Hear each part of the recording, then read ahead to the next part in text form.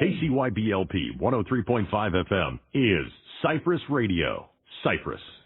Now live from Cypress Radio in Cypress, Texas, you've tuned into the Special Ed Section 504 Radio Hour, and I'm your host, Louis Geigerman.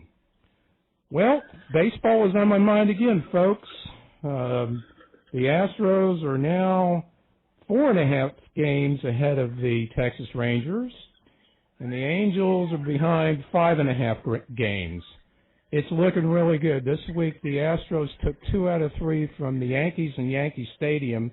Actually crushed them, which was particularly nice. Sorry about y'all in New York that are.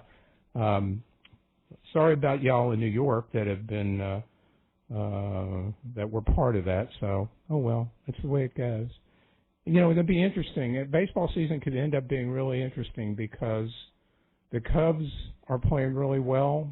Cardinals are the best team in baseball. Who knows? There could be a National League championship series between the Cubs and the Cardinals. That will be a game to watch, but I want the Astros in there in the World Series. Well, for many weeks, I've been telling you all about the Dream League in Sugar Land. Well, today is the day they're playing their game at the Little League World Series.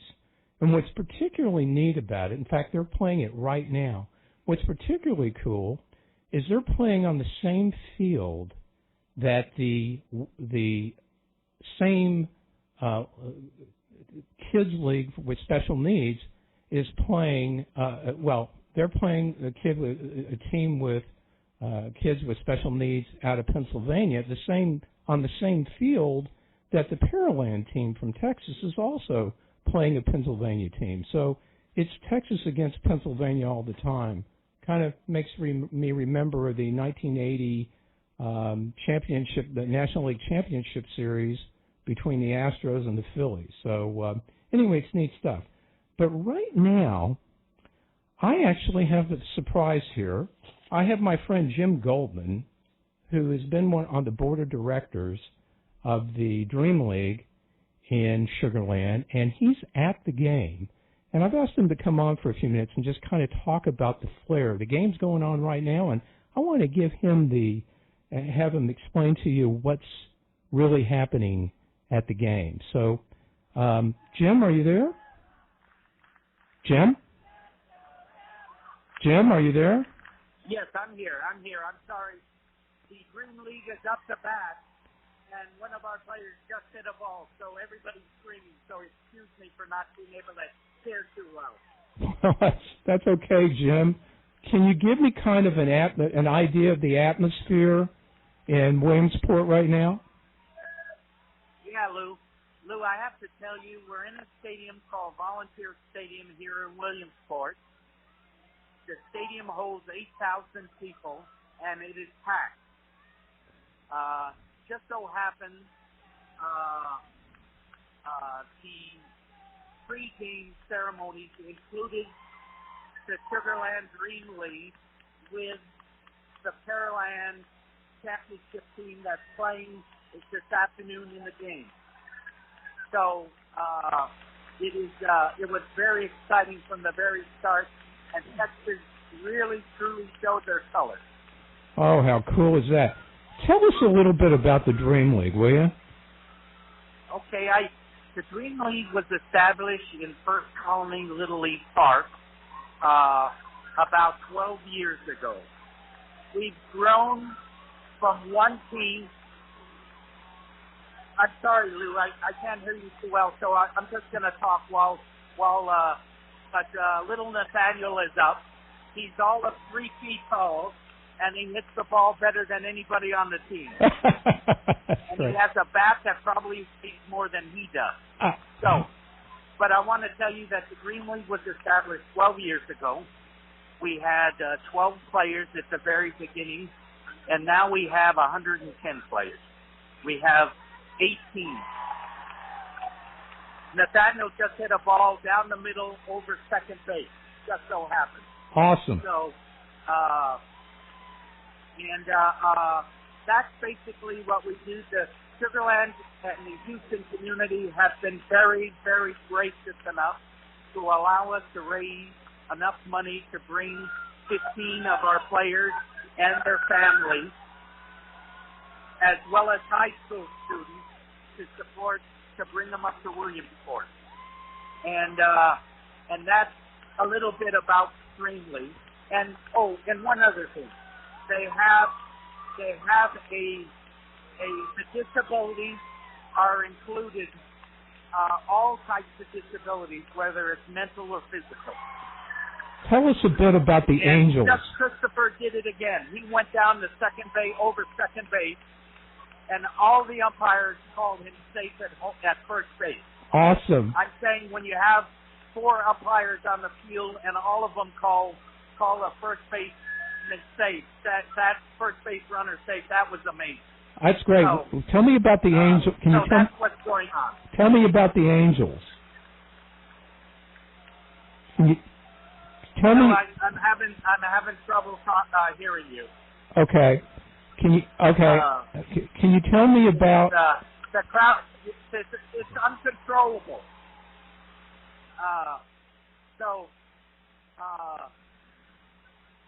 And let me go over the rules just real quick for you. Everybody in Dream League or in the Challenger League hits the ball, and everybody scores, and nobody is out. And that's how we play our game.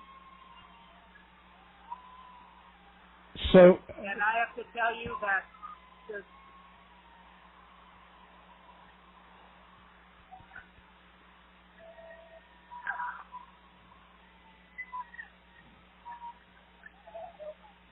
You there, Jim? So that's we just finished our side, and the Pennsylvania team's coming out. And I'm sorry, Lou, I can't hear you. Can you hear me now? Or now I can. Yes, okay. yes. Why don't you do me a favor? I'd like to talk to one of the parents and just have them give their impression of what they're of what's going on in the field and their family, etc. It ought to be a lot quieter now since the others stepped back. Oh, okay. Okay, great.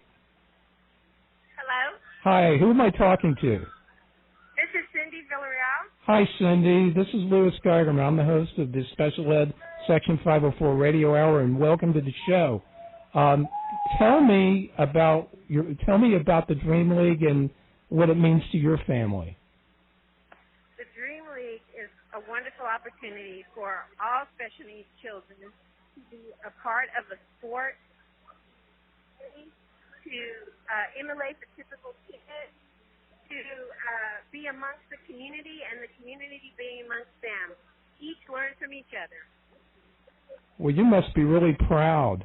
You must be really proud to I'm very proud. How long is my daughter out there who's been with the Dream League since she was 4 or 5 years old. Mm-hmm. She's 15 now, and I have my son who's been an angel and has been a part of this as well. Well, congratulations. I think the entire special needs community across, not just in Texas, but across the country, are happy for you. They're proud of you, and you're proud of your kids. And we share in your excitement and your and just the feeling that you're having right now. I know this must be very, very special for y'all. And I'm elated. It's just such a wonderful showing of support. The stadium is packed.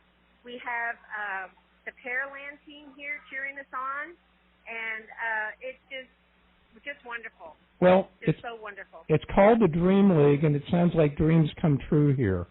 Oh yes, dreams do come true. For sure. Well, could you find Jimmy? I want to put him back on, and then we're gonna. Okay. Okay. Thank you so much. It was a pleasure talking to you. Well, thanks for being on our show. Okay. Thank you. You Bye-bye. bet. Hi, Lou. I'm back. Okay. Well, Jim, look, this is really cool. I want to give you a pat on the back for the work that you've done on the league. Can you tell me I'm going to do one last thing with this, okay? Can you quickly go over that story that you told me about the kid that was the catcher and Roger Clemens? Can you tell me that story real quickly? Oh, okay. We were lucky enough about 5 or 6 years ago to have Roger Clemens come out to do our first pitch. And he sat with our catcher and told Alex that he asked Alex to keep his mitt in one place so that he could throw the ball into the mitt. And Alex got there and sat down like any catcher would and held his mitt exactly the place that Roger Clemens threw a combination slider and curveball. And they call it a slinker, and it went right into the mitt with a pop. And little Alex's father, after the game, told me that was the only ball he's caught all season.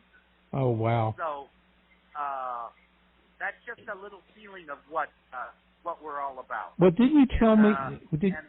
Didn't you tell me though, Jim, that there was a case where I think it was him where he didn't want to dress out every day, and then he didn't like the helmet. And then you know it was a problem dressing out, and then like one morning he got up and he was. Oh, let me tell you that story. That was another one of our players. Oh, I'm sorry, I forgot which one it was. Drew Hicks and I were talking one game about we were having a problem because we thought our games were starting too early. So we set up to where we were talking about having our starting times on Saturday at 10 o'clock instead of 9 o'clock. And one of the parents stopped us right in that conversation and said, "Don't you dare." She says quickly, she said, "Every day I bring," her name was Christy also, I get up at 6 o'clock in the morning, I go downstairs to make my coffee, I go back upstairs to get Christy out of bed. It's the hardest part of our day, or her day, was to get Christy out of bed in the morning. And she said that morning at 6 o'clock when she went downstairs, Christy was already in her uniform wanting to go to the ball field at 6 o'clock. So she says, "Don't you dare make it at 10 o'clock in starting game." So that's just a little bit of the feeling that the kids have for us and their team. Jim, it's a wonderful story. This is wonderful. I know there's a lot of emotion for all of you that are part of this. And again, we all salute you. We're all for you. We're all giving you a cheer and enjoy it. And give my best to everybody in the league. And thanks for being on the show, man. I will. And it's been a pleasure to be a part of your show. Oh, love you, Jim. Be well. Thank you. Okay. Well, now we're going to get into our show. That was really a cool interview. I hope if there's any dry eyes in the house, y'all don't have any emotions, y'all. That's just an incredible thing for all the families and everybody associated with that. Today, my guest is somebody I've known for a few years. Her name is Gayle Evans. She's an MOT and OTR, Master of Occupational Therapy, and a registered occupational therapist. And she's a pediatric occupational therapist, okay? She is the owner and co-founder of Sensory Solutions for Kids Incorporated. That's out in Sugar Land, Texas. Sensory Solutions for Kids provides occupational therapy and speech and language services for children ages birth to 21 years old. Now, Gayle graduated the University of Houston. She's a cougar, with a degree in psychology, and from Texas Women's University with a master's degree in OT. They have a wonderful OT program there. One of the best in the country, I understand. She specializes in the treatment of children with sensory processing disorders and developmental delays. And she's been providing OT therapy and independent educational evaluations, that's IEEs for y'all. We've talked about that in the greater Houston area since 2004. And I think that was my client for the first one she did. So anyway, Gayle, it's my pleasure to welcome you to the Special Ed Section 504 Radio Hour. Thank you, Louis. Thanks for having me on your program today. Oh, you're welcome. You're welcome. Well, let's get into it. Let's get into what you do. Let's get into about OT because, frankly, I find that OT is one of the least understood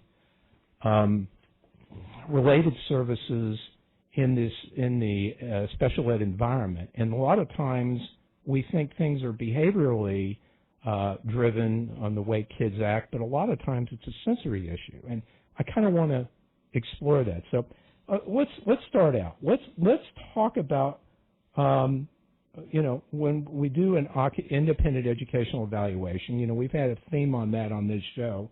What's the process for going through an occupational therapy independent educational evaluation? And what do you look for during your classroom observation when you do that? Okay, well, Louis, the first thing, the child has to have had an occupational therapy evaluation through the school, and the parents don't agree with the findings of the school occupational therapist. So they're going to request an IEE. So once that is requested, then I get a call from the school, then I get a contract with the school, and I set up my evaluation time. I go into the school, and I observe the child in the classroom. A lot of times I'll observe them in their PE class, the cafeteria. I try, if they're in special ed classes and regular ed, I try to observe them in both of those classrooms because they often behave very differently in those different environments. So I like to be able to see them in as many different environments in the school as possible.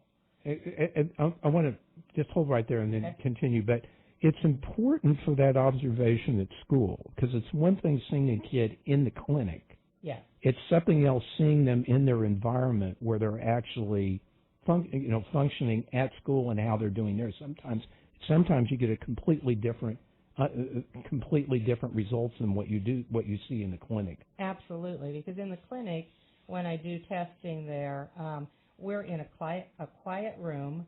It's one-on-one, and the children usually behave much. They're calmer. They're able to focus better.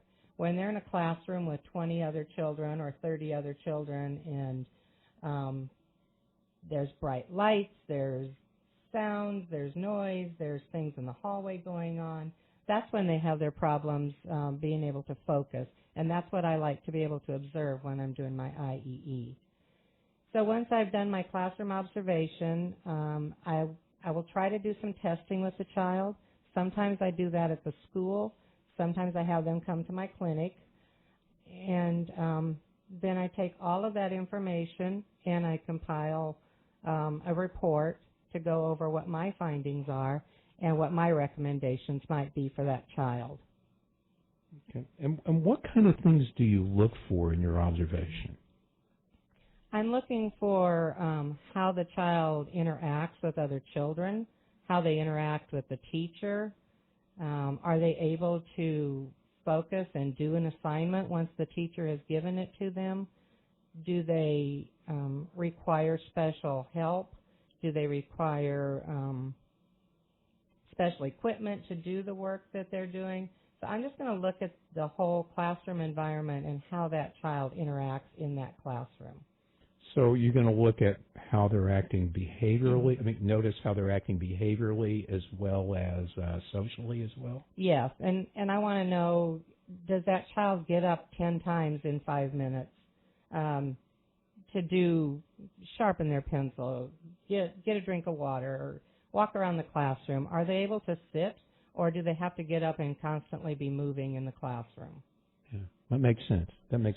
Okay, let's kind of go a little deeper here on the types of deficits that we see, such as let's talk about we talk about motor planning. What is motor planning? And there are various parts of motor planning. Well, let's kind of break that down. What is motor planning? All right. Motor planning is really every action that we do. It's divided into 3 different parts. There's the idea that you need to do something. There's planning, that you're your brain plans how you're going to do it, and then there's carrying out that motor action. For most people, this is a very automatic thing. They don't think about it. They don't think that they're going to walk from their chair to the blackboard. They don't think how they're going to plan those steps. You know, I'm going to put my right foot forward, then my left foot forward. I'm going to walk around this desk. You don't have to think about those things. The teacher calls you to go to the board to write something. You get up from your chair, you go, and you write. That all takes motor planning. And, okay, there are different types of motor planning, isn't there? There's gross motor, there's fine motor, there's oral motor. Can you talk about those? Well, they all include motor planning. It's just that we're using different muscle groups. With the fine motor, you're using more of your hands, and you need motor planning to hold a pencil. You need motor planning to open up your cartons of milk in the cafeteria. You need motor planning to pick up your fork to eat. These are fine motor skills that you would be using in those activities. Okay. So how would you as a professional or a parent be wondering if it's a motor planning issue that your child's having, to be as, you know, like, maybe he's got a motor planning, maybe he or she's got a motor planning problem. What are the things we look at? I mean, that would be a telltale sign. All right. Some of the things that a parent might see in their child that's having motor planning problems is, say you take your child to a playground and there's all these wonderful things to climb on and play on, and your child is just standing there watching everybody else. They can't quite figure out how to get in there and do these fun activities. They love doing them once they get started, but they don't know how to get started doing things. That might be a child that's having motor planning problems. Then we've got the child on the other end of the spectrum who you take them someplace and they're just going to rush in there. They're going to do 10 million things in the first 5 minutes and do them very sloppily, haphazardly. These children are also having motor planning problems, but instead of standing back and watching how others are doing it, they're just going to rush in and do it just so that they can be included. Yeah. One area that I've seen in motor planning, I guess this would be in the area of motor planning, would be a situation where you have a multi-step test, and it's like, you know, the kid, as you said, the kid doesn't know where to start. You know, like, let's say that it's like a procedure to make a meal. You know, you got to measure the food. You've got to go ahead and mix it. You got to put it together. You know, break that down for me. And there's something else I want to ask about too. Things about, the bilateral issue about crossing midline in motor planning. You know what I'm saying? Because I've seen that happen. She's giving me a cross-eyed look on that. She knows about it. Like, you really going to go into that? Yeah, I want to, because I see that in certain populations that we don't know what to do about it. I mean, can you get into that? Let's start with the first part of your question. Okay. The motor planning process of making a meal. Yeah. So you need to break it down into steps, especially if a person's having problems with motor planning. You don't want to just say, go make a sandwich. You're going to have to break that down into every step that it is and do one step at a time. Because for a child with motor planning problems, a lot of times they can't do multi-step directions. So you have to tell them the first step, have them do that, then give them another step, have them do that, and this is how they learn these activities. Once an activity is learned, then it doesn't take motor planning to do it because it becomes more automatic. It's a lot of times we call these splinter skills because a child can do an activity very well because they've done it over and over and over again. But then if you give them a new activity to do, they don't know how to do it. And it might be something similar. Yeah.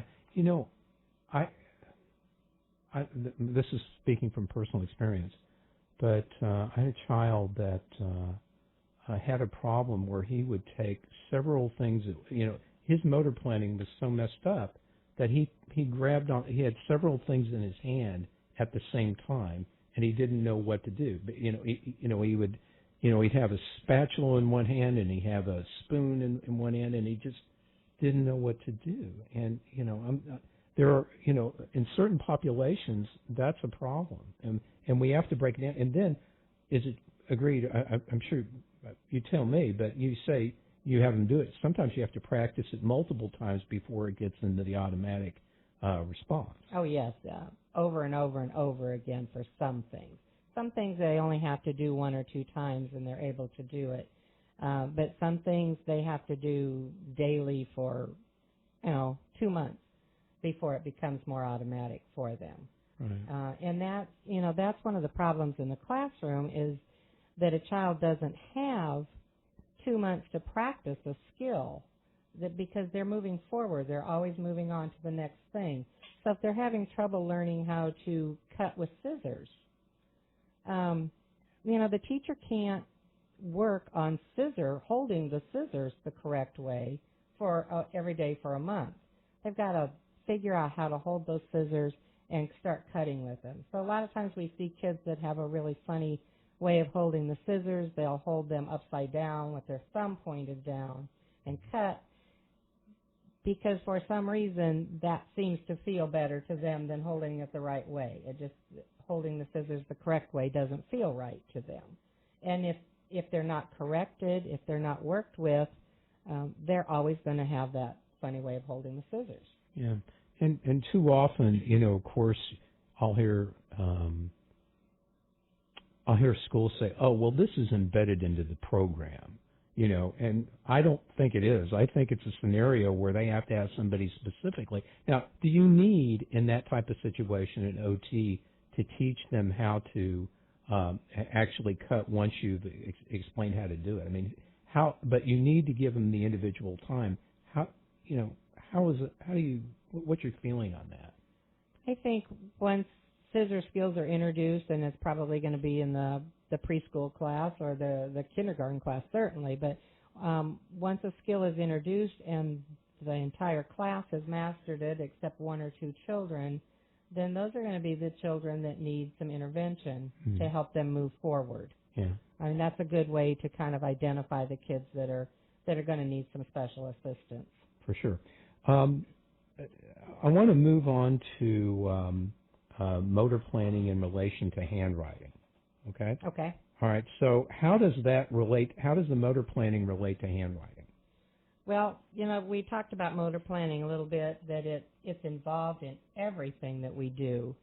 And so let's just take the act of handwriting, which seems like it should be a very simple act. You pick up the pencil, you start writing.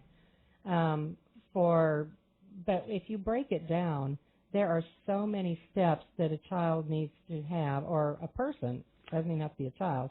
There are so many steps that we have to do before we actually get that pencil to the paper to do the handwriting. You have to have the correct posture. A child needs to be able to sit up in their chair. And one of the things that I look at when I'm doing an observation in a classroom is, how does that child fit into their desk or the table that they're sitting at? They need to be at 90-degree angle with their knees and their hips, with their feet touching the floor.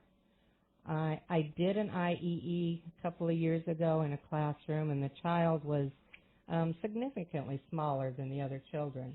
And I was in that classroom for probably an hour and a half. His legs dangled from the chair the whole time. His feet never touched the floor. That's a simple fix. You can get a smaller desk, or you can put a block under his feet so that he has something to put his feet on. So, posture is one of the first things that you look at with handwriting. And then positioning the paper. The paper should be angled a little bit to line up with the arm. That, if they are right-handed, you're going to have it angled so the right arm's lined up with it. If they're left-handed, it's going to be angled the other way. Then you want to look at their pencil grasp. How are they holding the pencil? Again, that's motor planning. if you can't figure out how to hold your pencil in a tripod grasp or a quadrupod grasp, or the two most functional grasps, a child may hold it different every time they pick up the pencil because they're not feeling how they're holding it. They don't know how to hold it, so it's just however it gets picked up in that hand, that's how they're going to write. Excuse me. And that definitely is going to affect the handwriting if they're not holding their pencil correctly. Then you're going to look at the pressure. Are they pushing too hard? Is it too light? This again is a motor planning thing. They don't know how to put the right amount of pressure on the page. So if you have a child that presses very heavily on the page, they are going to fatigue. They're not going to like handwriting because their hand is always going to be sore. They're tired. It takes too long to do the writing. Or you may have a child who uses very light pressure, and their writing is really hard to read because you can't see it some of the time. So those are two more motor planning things that are involved with handwriting. Then we get to the fine motor control that you had asked about earlier. Can they manipulate the pencil? Can they manipulate the paper? Those are the fine motor things that are involved with motor planning and handwriting. And then we actually get to the handwriting itself. It takes motor planning to be able to form the letters correctly, to sequence the strokes so that they're getting the letter. They're not mixing up their B's and their D's, for example. If they have the right sequence for those letters, then they're not going to get those inverted letters. And then they need to be able to plan their writing for the page. How much room do they have to write this sentence? Is it a whole line? Is it a small box that they have to write in? So that's that spatial orientation with the motor planning that they have to do. Well, so, if a kid comes home and says, look, and they're having a problem with handwriting, says, look, I can't do it. My hand hurts. What can I do? Some of the things that a parent could do for a child that is complaining that their hand is hurting when they're doing handwriting, they can look at their writing, and if, for example, they are using a lot of heavy pressure on that pencil, they could have the child do some hand exercises before they do handwriting. They can do chair push-ups, which is putting your hands on the chair and pushing up, which gives you some deep pressure through the hand muscles to help relax them a little bit so that they won't hold that pencil so tightly and write so heavily on the page. You can also break down the writing assignments into smaller chunks so that they're not having to do an hour's worth of homework when they get home from school. Maybe have a snack, go outside and play for a little bit, and then come in and sit down and do the homework and do the handwriting.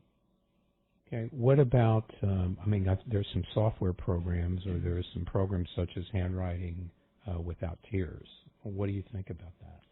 We actually use Handwriting Without Tears in our clinic. I think that's a great program because it uses a lot of sensory-based activities to help the child with their handwriting. We do a lot of things before we ever put that pencil onto the paper. We may do chalk, we may do Play-Doh letters, we may trace letters over sandpaper just so that they get some feedback as to what those letters are supposed to look like and feel like. Okay. All right, I'm going to go into, here's the 800-pound gorilla in the room here is sensory. I know this is on the minds of many, many of our listeners, but let's talk about, I've heard the term sensory diet. And can you explain what a sensory diet means? Yes, the sensory diet is one of those mystery terms that we have. Nobody, or a lot of people, don't really understand what a sensory diet is. A sensory diet it's like our food diet for our bodies. We need proper nutrition to be able to function. Our bodies also need proper sensory input in order to function. And the input that our bodies need are movement. They need feedback from our muscles and joints, which is called proprioception, and we need feedback from our tactile system, which is our sense of touch. Those are the things that we really want to look at when we're looking at a sensory diet.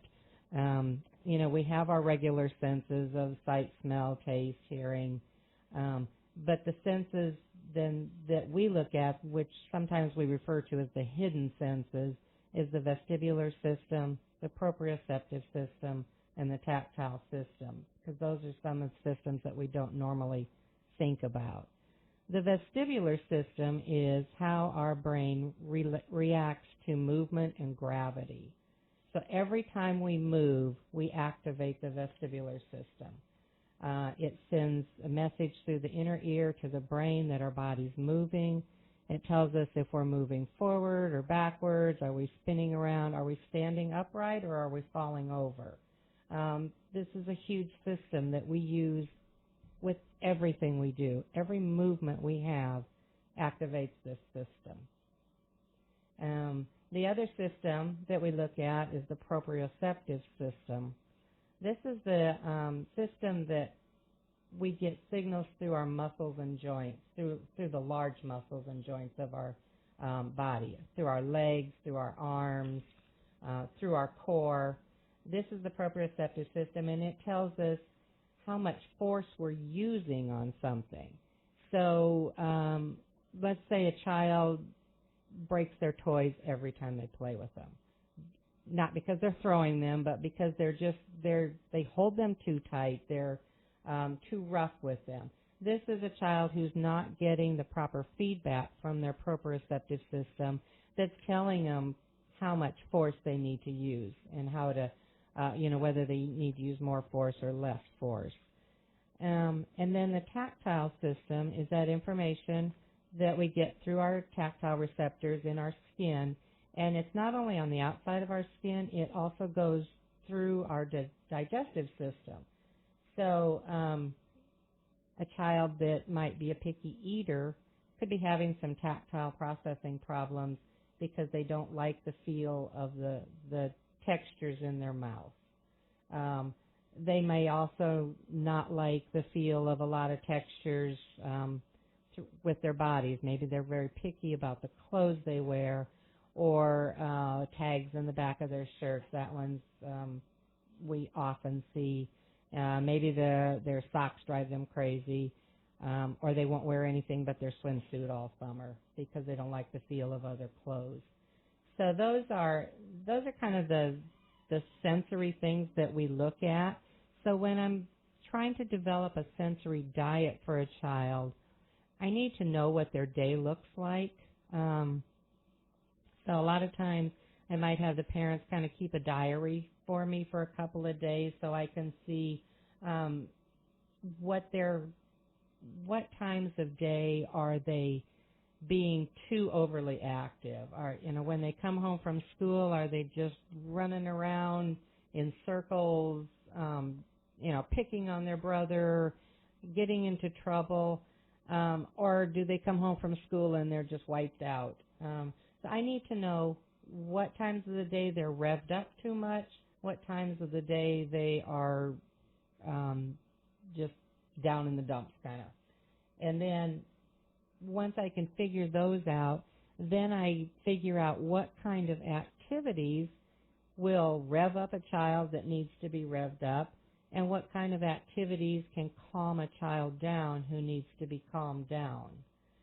And then we pair those activities with those times of day that the child needs those, and I'll make a sensory diet for the parents to follow at home so that they have these activities that they can use with their child as they need to kind of adjust their feelings or their bodies. I often ask for sensory diets to be included, certainly with a child that has a sensory issue at school. But would you agree that you set a sensory diet in place and you find various ways of dealing with the particular needs, whether it's a squishy ball or a fidget ball or whatever they need, but you have an array of things to choose from. But, you know, there are times when what works at one time may not work at another time.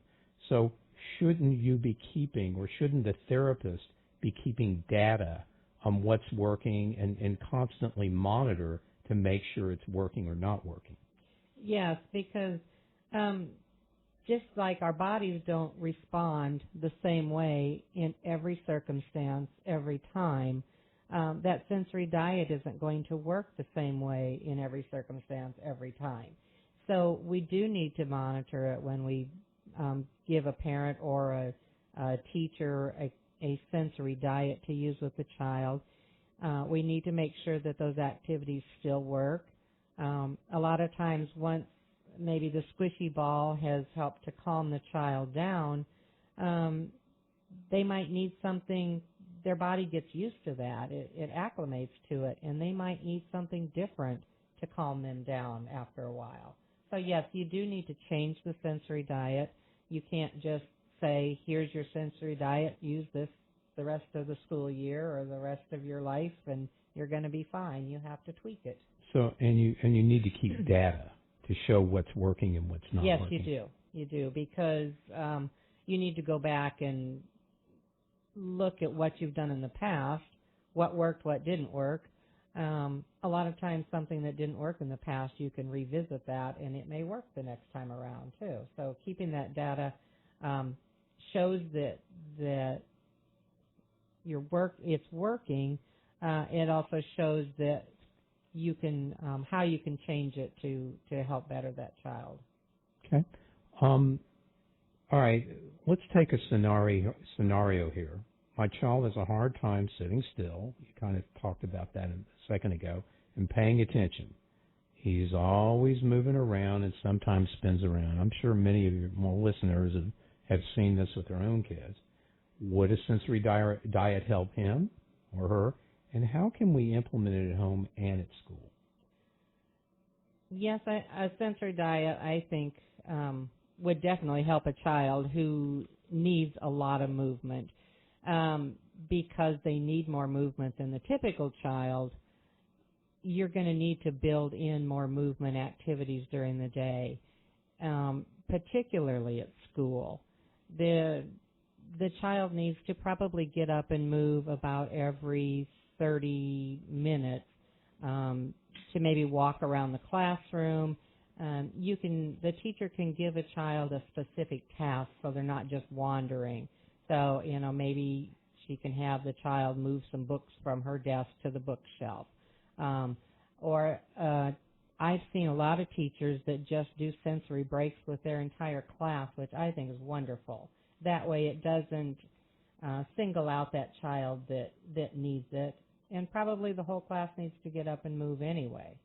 So, I have teachers that will get up and play a short game of Simon Says or a brain break and things like that in the classroom, which really helps the child. But a sensory diet can be implemented in the classroom as easily as it can be implemented at home. It's just having the tools to do it, and it only takes a couple of, not even a minute sometimes, for this child to just get a little bit of a movement break in so that they can sit down and focus again. Okay. How does sensory processing relate to the child's ability to function in the classroom? I want to go one step further on that. Okay. What I see a lot when I see a kid that has, quote, problem behaviors, and they're acting out, and they'll bring in the board-certified behavioral analyst or their behavior person and attempt to explain everything purely by behavior, when a lot of times it's really sensory-based as where the issue is. And, not to denigrate BCBAs or behaviorists, but it isn't always just behavior. A lot of time it's environmental factors that are causing the issue. But the problem is we start treating it purely as behavior when it's really sensory based. And unfortunately, that's and we're not really looking to that. I mean, many times we find, at least here in Texas, it's very, very difficult to get OT intervention or for them to even look at OT intervention. They're looking at more purely like the kid is just acting up. Do you have any thoughts about that? I have a lot of thoughts about that. Well, then share them. I think that probably 90% of the behaviors that you see in a classroom are sensory-based behaviors. It's not that the child wants to be bad. They want to cooperate. I mean, most children like to participate in the class. They want to be a part of the group. It's their bodies that won't let them sit still and behave.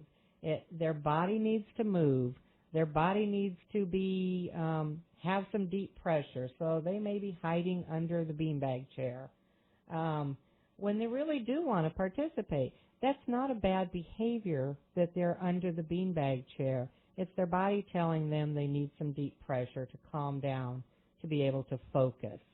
The child that crab walks around the classroom, he's not doing that because he wants to. He's doing that because he needs that feedback that's helping his body to function better. Right? And if you look at that as just purely behaviors, misbehaving in the classroom, not listening to the teacher, you're not going to be able to help that child to function better. You've got to look at it from a sensory perspective and figure out what sensory need is not being met so that you can meet that need, and then you will see the behaviors lessen. I want to expound on that just a little bit. Okay, you mentioned a few of the telltale signs. Do you have any others that come to mind that you would tend to think that are sensory-based versus pure behavior? As many of these as we can point out to parents and to teachers can help them start looking in that area to say, oh, maybe we need to have an OT come in and look at this situation. Let's try to build as much information into them. We're giving them now input. We're giving them oral, audible input as opposed to sensory input to what's happening. So let's help them on what they should look for. All right. One of the big things that you will see a lot of times in the classroom is transitioning. Just transitioning from circle time back to their desks. Maybe that child is having a terrible time transitioning. You get meltdowns in the classroom. Or transitioning from the classroom to the cafeteria. They can't walk in that line that they have to walk in. A child that's having problems with transitioning is probably having some sensory problems. Their body is just, they need more time to get their body ready to transition to that next movement. They might need several transition cues ahead of time. Such as a timer, or, start that child getting their backpack ready 5 minutes before the rest of the class gets their backpacks ready to go home during the day, so that they know that this transition is going to happen. Children with sensory processing problems, they fear that unknown, what's going to come next. If they don't know what's going to come next, it's very fearful to them because then they don't know how their body's going to react to things. So just those transitions are really important to look at with these kids. Other signs that might say that they have some sensory processing problems are kids that don't have any friends. They're always by themselves. They don't talk to other children. Other children just don't naturally gravitate towards them. Because children with sensory problems a lot of times don't know how to make friendships. They don't know how to approach children and talk to them. So that could be a sign also. Well, yeah, but in that situation, it's sort of like, a teacher isn't going to be as tuned into that. Well, the kid's isolated, but is that a behavior problem? It's not a behavior problem. they're more concerned more often when there is a problem, when they're acting out. I'm thinking of like things. I mean, yes, we should look at it if a kid is isolated, but what about maybe a kid that's blurting out in class? Is that sometimes a part of that, and why would it be? Yes, the child that can't raise their hand to ask the question, they just the teacher will ask the question, who knows, what the capital of Alaska is. I don't know. And Juneau, thank you. And everybody raises their hand except little Johnny, who just blurts out Texas. He doesn't know the answer, but he's going to blurt something out. He can't focus and sit still and raise his hand. It's kind of that's a multi-step task there. It's a motor planning thing, which goes back to that sensory processing. So yes, these kids that blurt answers out all the time, that can't wait their turn, those are definitely behaviors that can be sensory based. Do you have any others? Those are things that we should look at, because invariably they always look at that as pretty much behavior. Anything else that comes to mind on that? Telltale signs? Children that are always spilling their milk or dropping their trays in the cafeteria. Those can definitely be some sensory things. When you reach for your milk, if you overreach or underreach and you knock it over every time you get ready to take a drink, that's your proprioceptive system not telling you where your arm is in space. And so you're a messy eater, you spill things, you might drop your tray on the way to the table. If it happens once, that's not a big deal, but if it happens over and over and over again, it's a problem. You were talking about movement a lot. What happens, you were talking about being in lines. What about a kid that, that bumps into other kids in line? That creates a problem. Is that sometimes a sensory issue? That is, a lot of times it's a sensory issue because, again, it goes back to that proprioception. They don't know how much force they've used, so instead of tapping a person on the shoulder, they may push them. They don't know how to stop once their body's in motion. So when the rest of the line stops, they don't stop, and they're running into the child in front of them. A lot of these kids, you'll see them as they're going along the hall, they've got their hand on the wall or their whole body rubbing against the wall because they don't know where their body is in space. They don't know where it is in relationship to that wall in the hallway. They don't know where it is in relationship to the other children in the hallway. Well, I don't know I'm asking you these because I'm looking at other situations. Would sometimes be an issue of kids writing on the wall. Would that be a possibility of trying to get some sensory input from that? It could be, just because you get feedback when you're writing, you get that feedback. And if you're writing on a bumpy wall, you get some real good feedback that way. Probably not the best way to get that feedback in a school, but you or at home. Or at home. But you definitely you get feedback through your muscles that way. And sometimes these kids, it takes so much impact for their bodies to know that it's being impacted by something. So, one child can write on a smooth piece of paper and get that feedback that they need. Another child might need to have sandpaper under their paper to get that same feedback through their muscles and joints that they're actually doing the act of handwriting. I want to ask you a question that wasn't a little that we didn't quite talk about before, but this is really an important question that came to mind while we're talking. Okay, too often, and I kind of skirted around it in our previous question. But when is the time that we need the direct services of an OT to remediate a problem? Because many times I'll get from a school that says, "Oh, well, our program or our class is geared to do that." I mean, that's just how this classroom is. Or, our teachers can do this. Our teachers can remediate the problem. When do you really need the direct services of an OT to remediate and to help a child, because as we know, with occupational therapy as a related service, it's got to help a child benefit from special ed. At what point do you need the services of an occupational therapist versus a teacher to remediate an issue? Well, I think the job of a teacher is to teach. They are not OTs. We can give the teacher tools that by tools I mean activities and things like that they can use in the classroom to help a child, but a teacher is not an OT.